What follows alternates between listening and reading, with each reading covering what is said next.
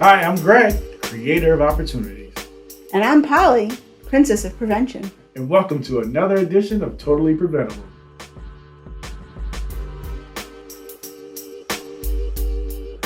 So we are in our temporary studio today. We're not in our regular studio, so there's going to be some echoing today. Yep, some other random noises, but it's nice to have a change. That is true. We're in the conference room at Brown House. That's right, the legendary Brown House. That's yellow. but hey, that's all right. And today we have Eat to Live with us. Yeah. Today, and they're dietitians from the Newport area, so that's great. I'm gonna have a lot of questions. I'm hoping that they could help me with my physical fitness because I'm a person that believes if you do one push-up and you eat one piece of broccoli, then you should be, physically fit and look like all these supermodels out there. Seems reasonable, right? Yeah, I'm pretty sure that's what they're going to say. I Just believe that's all you need to do. have a bite of broccoli once a day, you'll be good. Exactly. And I mean, it should be instantaneous. Like after I'm done swallowing, Yeah, boom, six pack. Exactly. Exactly. That's how it should be. If not, they should be able to tell me exactly what I do need to eat, so that once I finish swallowing, I am ripped. Yes. that ripped person. Yeah. So be like the Hulk. Your buttons pop off your shirt. Exactly. It took me, all he had to do was get mad. So I know it's not stress. Because I have plenty of that. I'm not ripped at all. So they should be able to tell me exactly what he ate. So and now there's a She-Hulk out there too. So I'm really thinking that there's a superfood out there. They must be called superfood for a reason. They must be, and they must be green. Exactly. Yeah. It's not coincidence. And I did find out that eating the rainbow doesn't mean a whole bag of Skittles. Wow. Yeah, you told me eat the rainbow. I'm going to eat a whole bag of Skittles. Yeah. That is what, nutrition is to me, but I guess today we'll find out. Yeah, I'm guessing that's not Eat to Live's philosophy. I'm hoping not, but if it is, I would be a lifelong member. But we will be meeting with them today. So I am very, very excited to see, what it is and how nutrition goes along with prevention and, how things parallel, how they line up. Yeah, great partner, Eat to Live. Yeah. Morning, all our preventers out there. Today on Totally Preventable, we are honored to have our guest, Melissa Kirdzik from Eat to Live, Newport. Good morning. Yeah, I'm losing it today. So, Melissa, thank you very much for being here. We greatly appreciate you being on the podcast and informing everyone of all your great information. Thank you. Yeah, thank you for having me. Oh, my pleasure. My pleasure. To start us off, please tell us about Eat to Live. Yeah, would love to. So we're on Broadway in Newport, and we are a team currently of 3 registered dietitians. I've been in business in Newport for about 18 years, doing nutrition consulting here. And, we're a little bit different. We take some of everything, anything that has to do with nutrition. We work with children. We work with, regular you and I. We work with more sensitive cases, such as clients with GI issues that are just having, or massive autoimmune issues. We work with cancer patients. We work with someone coming in and saying, I just like to lose 10 pounds. Please make me feel healthier. We are insurance-based, so all of our consulting typically is paid by Blue Cross or Neighborhood, United Healthcare, Harvard Pilgrim. We take about, I believe it's 9 insurance companies that we do take. And how we work, our clients come in and we sit down with them for about an hour and just find out, who are you? What are you about? What's your health status? Why are you coming to us, pretty much? And what do you need to get out of the appointment? So everything is customized. It's really fun. People come to us and it may be something like, I just like to lose 15 pounds. And then we find out they don't sleep great. They're tired all the time. They've got a rash on the back of their arm that they didn't realize we can help them with. So we do focus on the entire body. We work with brain function. We work with preventing, Alzheimer's, Parkinson's, things like that. So it's really neat that we're not just, I think a lot of people assume that we work with just weight loss, and that's honestly just the tip of the iceberg with what we do. And then Greg, you have seen our store. A year ago, we moved further down Broadway, moved our consulting practice, and in the front of the store, we now have about 170 products, everything organic, eco-friendly, non-toxic, local products, handmade. So we're trying to really be this more of a wholesome, everything included. You can come in, you can shop. We have supplements, we have organic CBD, every product you can think of, organic herbal tinctures for many different remedies that we make on our farm that we have in Connecticut. So it's quite the package where you can come in. If you want to come in and lose 5 pounds, you can. If you really want to do a whole body makeover and just, please fix, I've got, I don't sleep, I'm, tired during the day, I'm irritable, I have bowel issues. We do all of that. So it's pretty fun. Yeah. Did you get to go? Have you been to their storefront? I have been to the storefront. I am in love with the laundry detergent things that they have. The sheets, that is amazing. Rebecca and I went down together for open house, or Yeah. it was so cute. I left thinking I could find a gift for anybody. Like Yeah. the most difficult person to my family members. There was all sorts of great products in there. It is. Yeah. Thank you. Very nice location. I mean, it's right there on Broadway, so quick in and out, but it's everything is there. That's great. 170 products. Oh, and the cookies too. I really like And the that too. cookies, right? We have quite a selection of, we try to really promote, and which we'll talk about further in the podcast as well. We really are into avoiding added sugars, eating as clean as possible, and really eating to decrease inflammation in the system. And we teach people how, we'll have brownies made that are absolutely outstanding, chocolate chip cookies. So we have things that it doesn't, clean eating doesn't have to be boring. And I think that's a big misconception. So we're working through that with the public. All right. I think my daughter might be making some chickpea brownies right now. So I'll report back and let you know. Could you tell us the difference between a dietitian and a nutritionist? Absolutely. So going to school, once you graduate, you technically are a nutritionist.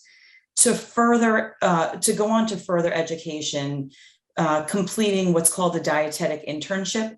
And since I've been in, again, I graduated 21 years ago now, it's embarrassing to say, it has changed quite a bit.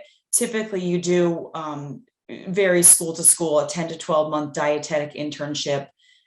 You then take an exam, which is more the equivalent of the boards in our field.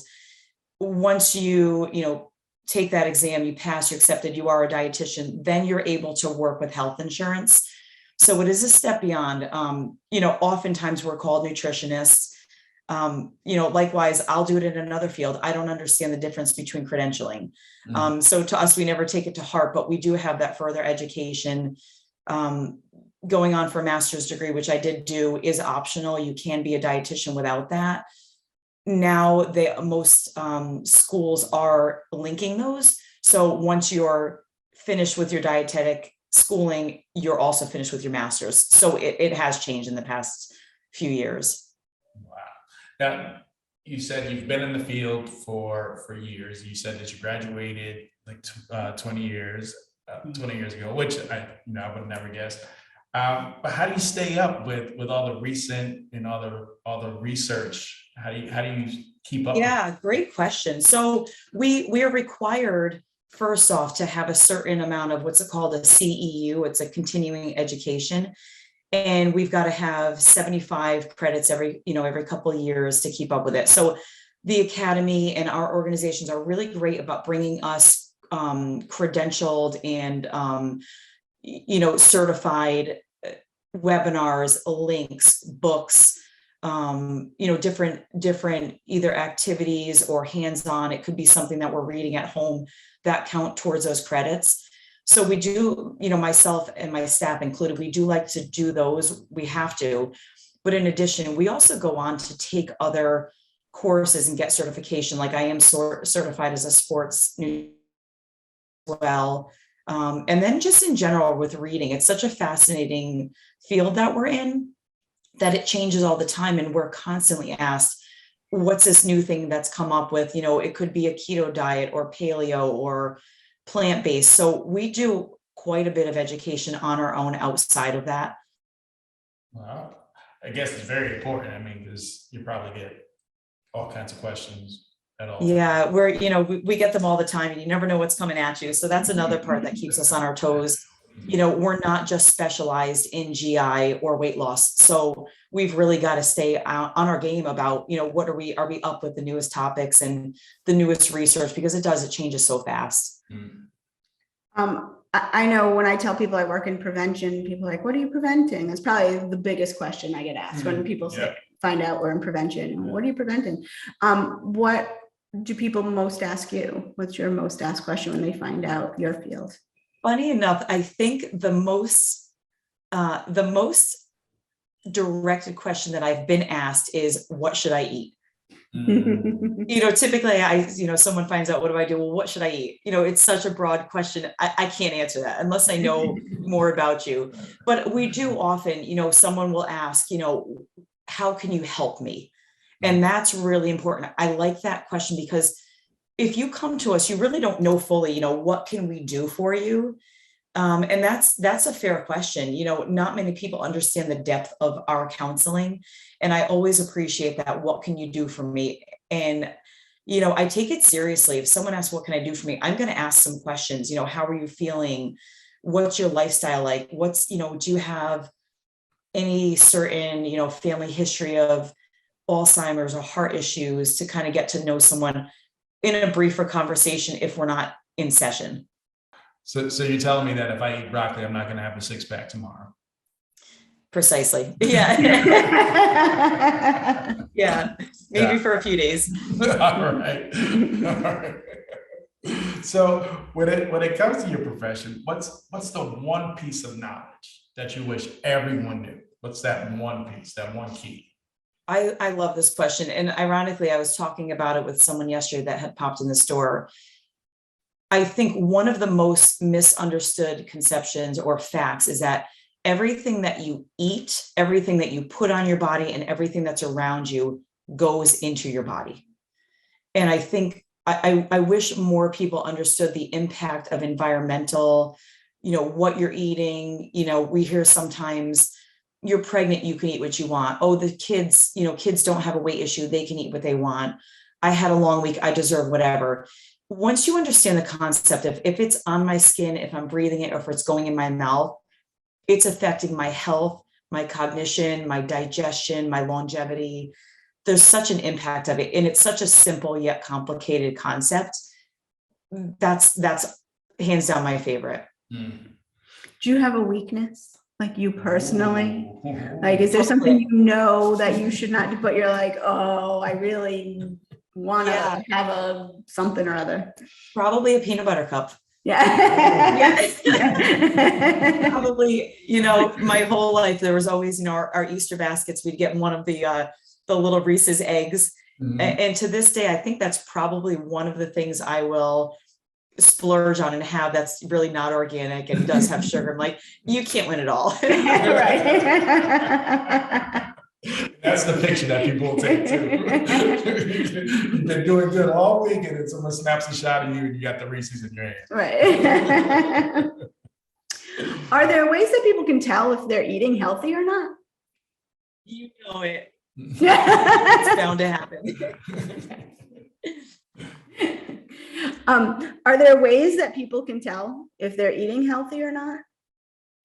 Yeah, so that's a great question, and it's interesting because eating healthy is also, it's an individualized thing as well. Eating healthy for you, Gregory, would be something different than for me based on, my needs. But overall, if you're eating, primarily organic or, chemical free, pesticide free, less processed, the more you can eat in that direction, the healthier you're going to be. If you look at your diet and you say, 90% comes from something packaged, 3/4 has added sugars, that's not on the healthier side. That's something that is promoting inflammation, is promoting aging, on a faster degree. So, there's so many different variations of eating healthy. It's kind of a loaded question. But I usually tell people, first take a step back, what are your added sugars? Do you feel like you're eating quite a bit? Is it often? And do most of your foods come from a package or not? And that's a great place to start. Now, I've heard a lot of people who when they're shopping and look at the labels, unfortunately not that skilled yet. But how do you read those nutrition labels? They're a little tricky. And again, it comes down to, what is the healthier food for you? If there's something where you have a particular heart issue, if you're you have high cholesterol, if you're just tired all the time, or you tend to get sick more often if your immune function's down. But I think as a blanket form of reference, I always point people towards the sugar first. And, if you chat with me often, if you converse with me on a regular basis, you're going to hear that come up a lot. Sugar is my nemesis. And it really doesn't have a place in the diet. So I usually tell people, you can a good frame of reference is a packet of sugar, a little sugar packet that you would find at like a Dunkin' Donuts or something. That's the equivalent of 4 grams. So a great place to start is look at the sugar, and it's, here's a granola bar or a cereal, and it has 16 grams. If you're going to eat that serving size and your bowl now has 4 packets of sugar, I would look and say, I'm not going to just open 4 packs of sugar and eat that. That's probably not something that I'm going to eat. That's a really good place to start. Another place to start is if it's someone who is concerned with weight, trying to lose weight, is to look at the calories and just have a general frame of reference. If something has 600 calories in it, and you're eating that in combination with, if that's your breakfast and you're also having banana or bacon and your calories tend to be up near 1,000, that's also a nice place just to get a frame of reference, not to scare people from calories, because we do need them. Calories are important. That's how our bodies run. So it's, I don't want to shy people away and say you need to eat a low calorie diet. That's not the message. But just having an awareness. I think the third would be to teach people about carbohydrates. And an interesting fact is, if you subtract the fiber from your total carbs, that's what you're eating. Okay. So if for example, there's a protein bar out there called Think Thin, not saying whether it's good, bad, or indifferent, just using as an example, that's going to say on there, for example, 18 grams of carbohydrates, say 16 grams of fiber. You're eating the equivalent of 2 carbs. So that's helpful if someone really is just saying, I'd like to eat a little less carb. I'm feeling kind of bloated. I would like to lose a little weight. I'm diabetic and I need to really watch what my carbohydrates are. That's a good tip as well in terms of reading labels. Okay, thanks. Yeah. So I'm sure you hear often that eating healthy can be expensive. Greg has 3 little kids. I have 4 young adults.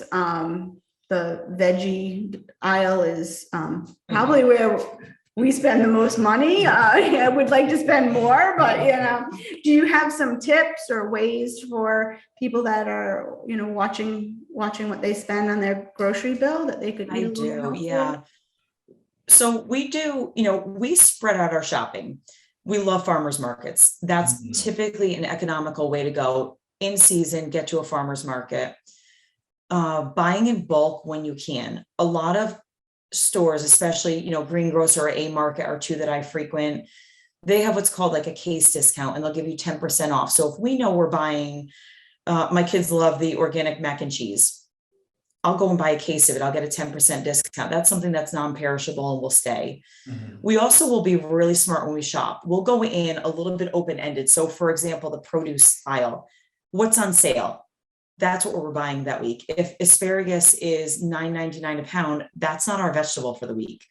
And again, we've got 3 children, so our grocery bill tends to be on the higher side.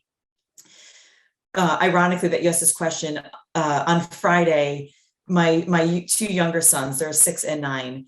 they said, Mom, could we go to Aldi's? There's something there that we really like. And I said, that's fine. They'll go down there sometimes with their father. And I said, sure. So we walked around and they wanted to see all of the organic foods in Aldi's. And we had a conversation about price. Common topic with my clients. Food is expensive, and going up. So we walked through Aldi's, and the healthy options there were very shocking. The selection was fantastic. We found an organic kombucha that my family loves for, I think, $2 a can. We found a grass-fed cheddar cheese for around $3, probably double that in another store. So sometimes it's just finding, going into something like Aldi's or Market Basket, but also knowing that the other stores like a greengrocer or a market have fantastic specials all the time. So really being a thrifty shopper, knowing I'm going to give myself a budget and, really look for these opportunities. If something's on sale and it's non-perishable, buy a few of them. Right.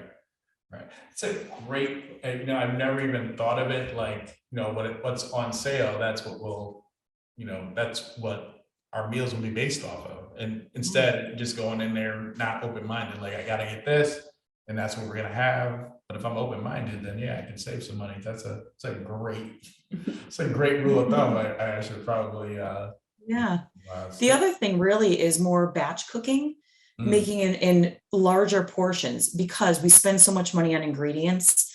If you're like me, some weeks we're at the store 4 times and then we'll say, okay, this is ridiculous. Let's, group ourselves. But, making a larger batch of something, if you're going to make tacos, make 4 pounds of meat and let it, use it as leftovers.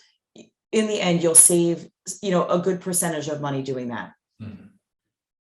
So just to pivot a little bit now, as a dietitian, and you kind of mentioned this in the beginning, but how do you differ your treatments from clients that have serious health conditions, as opposed to the person who's just coming in and they just want to lose a couple pounds for whatever event? Yeah, we have our clients that come in really huge variation in what we see people for. And we will sit down, I have a new client coming in today. We'll sit down for at least an hour. And really, I want to know everything. How are you feeling? What are your main concerns? What is your health history? What are your supplements or medications? We go through everything we can possibly know about our clients and really get to know them. It's a puzzle. Someone who comes in for weight loss, we're going to give more, I don't want to use the word generalized, but rather than a set diet plan, we'll say, let's change this about breakfast. Let's add in, this supplement. Let's decrease portions or carbohydrates at a certain meal, or, change how you're eating pre or post workout. We'll give recommendations, let's change these 3 things with diet and these 3 with lifestyle, and then come back. How are you feeling and what are results? With someone that comes in that has more of a serious health condition, someone may come to me and they say, I feel terrible. My digestion is completely off. For them, I may start with, we're going to do a complete gut healing. And we have, gut healing protocols that we'll work with actually decreasing inflammation, giving bowel rest, putting in things that will actually regenerate the tissue, heal the tissue, just take that whole, gut from mouth until the end and just heal everything. So with someone that has a more serious issue, it really is a couple step process, whether it be healing, giving that nourishing part, that refueling, and then kind of tailoring what they did before and their previous habits and changing those, the things that weren't working. So it is a lot more involved. I hope that answers your question. It does. Thank you. So as you probably know, we try to provide a lot of resources for people in recovery with alcohol or substance misuse. So I'm wondering if there isn't any correlation between nutrition and a healthy diet and recovery, and a good, strong recovery. There is, we look at someone who comes to us, and we do this pretty often. Someone comes to us during recovery after, in a spot where typically they're not feeling their best. And what we talk about is, you've gone through a period of time, whether it be short or long term, where substance abuse causes inflammation. The inflammation is a systemic chronic issue. So we go through and we really work on understanding what are foods that cause inflammation, what are lifestyle habits that cause inflammation, what is inflammation? We, usually explaining what that is in general, how it affects you long-term. If we don't handle this inflammation, what are probable issues long-term? So we go through all of that, but absolutely substance abuse, alcohol abuse. A lot of times with alcohol abuse, we will do a gut healing. Typically we'll work with aloe to help regenerate the esophagus because that oftentimes is very irritated and the stomach lining is irritated. We'll work with that. Alcohol in general is a B vitamin depleting substance. So we will work with replenishing and putting certain nutrients and vitamins back in. The other aspect of it is that with substance abuse, we find that there's a big dopamine addiction. And often during recovery, we find people then switch to something else. There's an addiction to typically sugar, coffee, carbohydrates, or social media. And outside of the food scope, what happens is with substance, addiction, and I'm assuming that, you're probably very familiar with this as well. There's a dopamine addiction that, in the brain that satisfying response can come from, substance intake, alcohol, sugar, scrolling through social media. So we've got these different avenues where the brain is like fireworks all the time. So we actually, we have a behavior program set up that's 5 weeks that takes our clients through reprogramming all of that. Wow. And understanding, recognizing my brain is looking for that satisfaction. We teach them how to counteract it. So we do behavior work as well. That is great. That is great. I wasn't even thinking of social media. Yeah. That satisfaction that would bring it. Yeah. Completely was not thinking that. That was not on my radar. Yeah. Now, can addiction contribute to poor nutrition? It absolutely can. So with addiction, let's talk about alcohol per se. Mm-hmm. When there's a decent amount of alcohol coming into the body, there's an effect on the entire digestive system. And we tend to see less nutrient absorption, impaired nutrient absorption. So, what you are eating is not fully absorbed, not fully utilized. So we do find deficiencies. And again, magnesium and B vitamins are the top two that are impaired. Alcohol intake, along with caffeine intake or sugar intake, will deplete magnesium levels. And we find that with a magnesium deficiency, we see aggravated depression, anxiety, headaches, brain fog, more fatigue. So, more intake of, substance abuse, alcohol abuse. You find that our clients come in and they're like, I just don't feel great. I'm tired. I have headaches. So we work, kind of encompassed around, different avenues to fix that. But the intake of a substance or alcohol itself will cause nutrition deficiencies. Thank you. Yeah. So our next question for you, and I'm sure our question is, can nutrition help with pain management?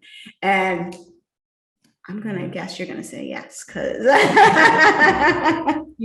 this may be one of my favorite things to work on constantly, and most often clients come in for one reason and we start talking, we find that they have some pain, whether it's arthritis, a recurring injury, neck pain, just overall, headache pain from their children, whatnot.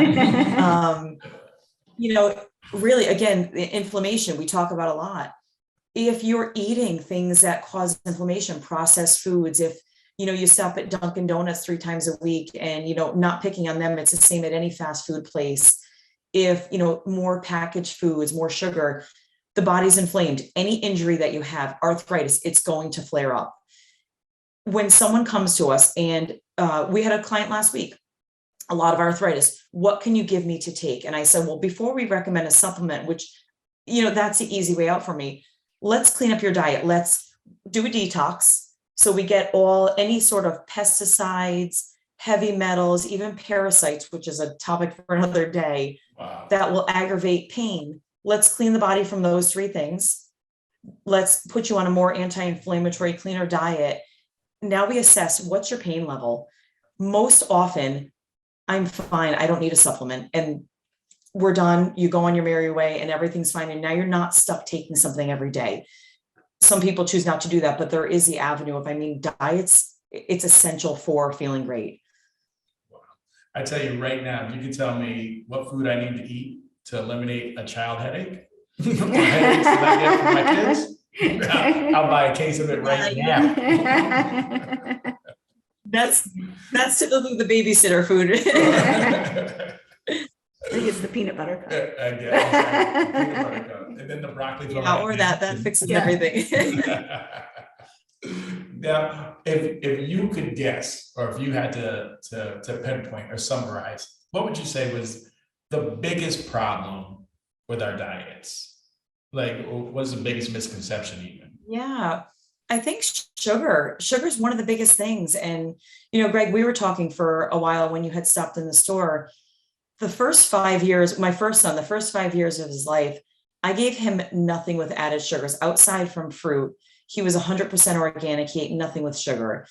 I didn't do that to teach him that he can never have it. I did it to give him a chance of just less toxicity growing up, less, toxic accumulation.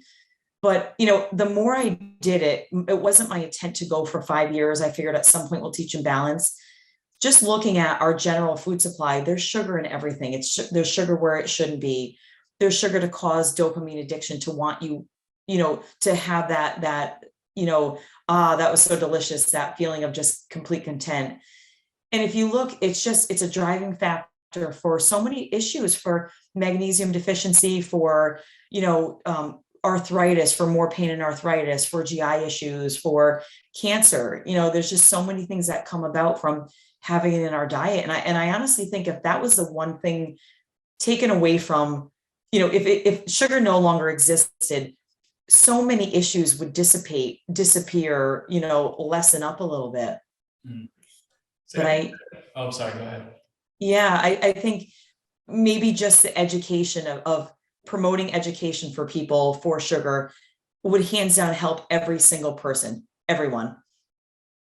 For me, one of the hard things is when I hear sugar, I immediately think sweet substance, but sugar is so hidden, and then like I didn't know sugar was in white bread, or it's so hidden, so it's so hard for me to think like, oh, I'm not eating sugar when I actually am. Absolutely. And really, if you get used to just browsing, not being, not really stressing yourself out and having to look at everything and panic about it, but just being a questionable consumer, go through your cabinets, go through your fridge, turn over 10 things and look at, what's the sugar content? What's the label, like the ingredient list look like? They also now, often products will have total added sugars. And that's a great one if you're looking at something like yogurt. Yogurt's going to have a natural occurring sugar from the milk. So you can then decipher, well, how much was actually added? Is it only from the milk, or did they also put in another 16 grams? So just that awareness of where does it come in? It's in ketchup and salad dressing. And it's like, well, why? Mm-hmm. Wow. Yeah. So it's too late for my children, although I have some very healthy eaters. Okay. Maybe there's hope for Greg's kids because they're still little.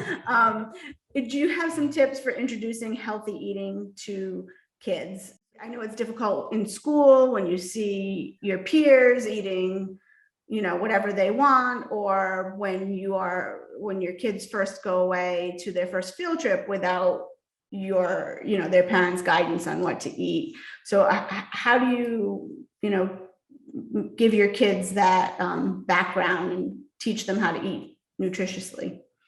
So kids are interesting. They love hands-on, they love visual, they love to know why it affects me.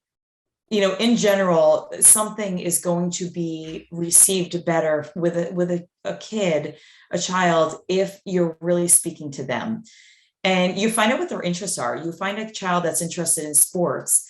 And, we've got a 5-week program designed just for kids to teach them, to break them into the healthy eating, a hands-on course that we do in office. It again, is insurance covered. So it's, no cost to parents, and it's fun. So what we'll do is, we'll find a kid is interested in sports, and we'll explain to them, well, if you're having, if you're eating more proteins, if we're getting these healthy carbohydrates, and we'll teach them what they are, you're going to run faster, your coordination's better, you're going to, be better at whatever the sport is. And again, we'll customize it to them. If there's a child that's into reading, well, we teach them about healthy fats and omegas and how that helps with brain function and retention. You're going to read something and retain more of it. If we have a child that's into music, again, that coordination, that brain function, the hand-eye coordination, we really teach them how this is going to benefit you. But we also do use a lot of analogies and visuals. Like, we had a kid come in that was 8. One of my clients was 8. And I said, do me a favor, bring in your favorite snack from home. So we showed him, this snack is the equivalent of 6 sugar packets.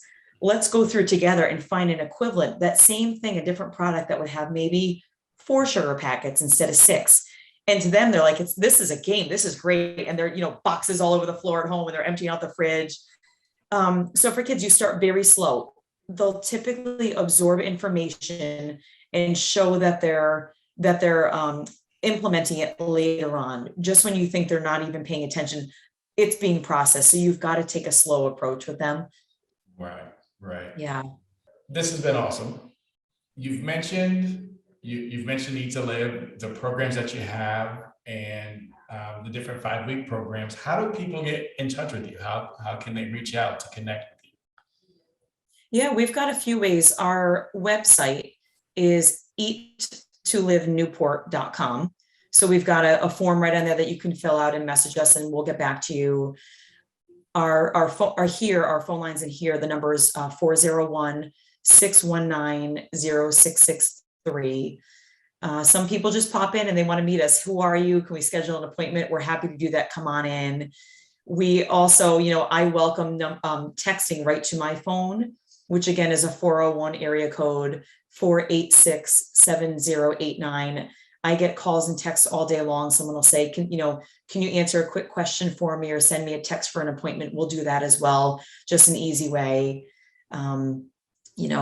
We welcome everyone. Again, we take most health insurance we do take. If there's one we don't take, we do offer a really generous discounted out-of-pocket cost because we have so few that actually have to pay. But yeah, it's a great field, ton of walk-ins. I mean, the location that we're at now, we moved to a more accessible side of town because we're able to really talk to people walking by and let them get to know us and offer, let them understand what we do and how we can help. And I think the biggest take-home message, most people don't understand how we can help them and don't know what to ask. So it's always a good idea just to call and say, can I just make an appointment and chat with you? Usually we'll get into the path of, this is what we can help with. Here's prevention that we can work on. If you're not feeling a 10 out of a 10, we can get you there. Wow. Great. Thank you so much. I've learned so much. I think maybe lunch might be different today. I don't know. I feel real guilty by No one's perfect. Yeah, no one's perfect. We understand. But what I like is that when our clients come in, we understand you're real people. You have taste buds. It's not scary. You're not going to walk out with a diet saying you need to go eat tofu and broccoli. We don't do that. We're very realistic in small changes that really you don't walk out of here thinking, oh my God, like, how am I going to do this? We make it very, very practical. And, we don't make anyone feel bad for things that they may be doing. Everyone has their vices. That's okay. We help you become a better person. That's great. That's great to know, because I didn't want to feel guilty. No, there's no guilt involved. We help you, we want everyone, wherever you are, we want you to feel better, be healthier, enjoy life more, live longer, but feel good. And that's the thing. There's no judgment. Everyone has their story. No one's perfect. And that's, quite frankly, that's okay. That's awesome. Great. Thank you so much, Melissa. Yeah. Thank you for having me. This is fun and, great to see you both. Love to do it again sometime. Will do. Thank you very much.